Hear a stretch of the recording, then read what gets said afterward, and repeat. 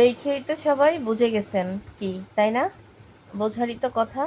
যেহেতু এখন জ্যৈষ্ঠ মাস, আম কাঁঠালের ভরপুর সিজন। তো এই সিজনে যে আম স্বাদ থাকবে না তা তো না। আমার বাসায় এবার খুবই কম আম হইছে। খুব কম মানে খুবই কম হইছে। প্রায় ১০-১২টা গাছ, তা ১০-১২টা গাছে কিন্তু মনে হয় কোনো রকম ২০-২৫টা করে এক এক গাছে হইছে। এবার আম হয়নি। তো আমার বাসায় হয়নি তো কি হইছে?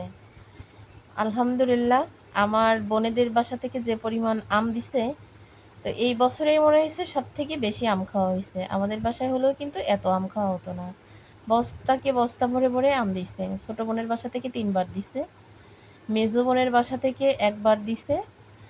আর হচ্ছে এই যে আম স্বাদ পাঠাইছে প্রতিটা বোনের বাসায়। এই যে যে প্লেটটা দেখতেছেন, এই প্লেটটা ভরা ভরা কিন্তু ২ প্লেট আম, মানে ২ খেন করে আম স্বাদ দিছে এক এক বোনের বাসায়। ২ খেন দিছে, ১ খান দিছে, তো আসলে অনেক বড় বড়।